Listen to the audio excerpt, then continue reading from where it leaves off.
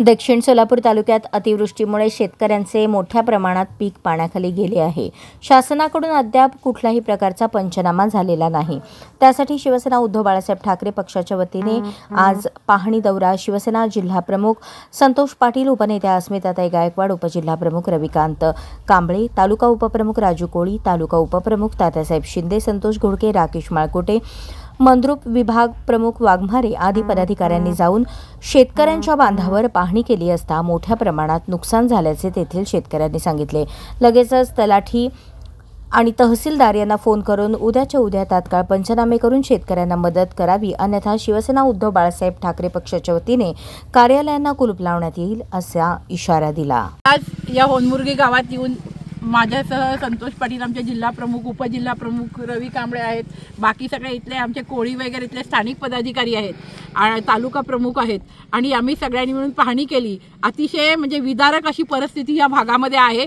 आपण बघतोय की शेतकऱ्यांचं म्हणजे हे गाव पूर्ण 90% बाधित झालेलं आहे। त्यांचं सोयाबीन तर पूर्ण गेलं, इथं पाण्याचं आपण बघताय की संपूर्ण पाणी आहे, इथे पण गुडघाभर पाणी आहे यांच्या शेतामध्ये।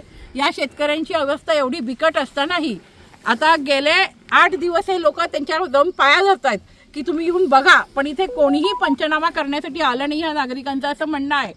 आत्ताच मी तहसीलदार नरहरे यांच्याशी बोलले फोनवर आणि त्यांनी सांगितलेलं आहे की उद्या माझी 12:30 वाजता मीटिंग आहे आणि या मीटिंग नंतर लगेच आमचे लोक येऊन पंचनामा करतील।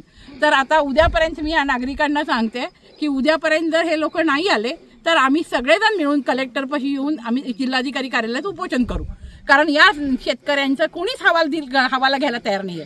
ना कुठले आमदार खासदार येत आहे, ना कुठले कोण मंत्री येत आहे, ना पालकमंत्री येत आहे, यांच्याकडे कोणीच आलेलं नाहीये आणि कुठलेही पंचनामे करायला तुम्ही आदेश देऊ शकत नाही।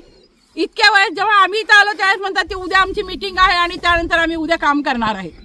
याला काही अर्थ नाहीये। उद्यापर्यंत त्यांना मी मुदत देते, या मुदतीत त्यांनी येऊन जर पंचनामे उद्यापासून त्यांचे सुरू नाही झाले आणि या शेतकऱ्यांना नुकसान भरपाई नाही मिळाली तर आम्हाला इथं आंदोलन करावं लागेल। अशाच नवनवीन अपडेटसाठी जनता राज्य न्यूज चॅनलला सबस्क्राईब करा, लाईक करा आणि शेअर करायला विसरू नका।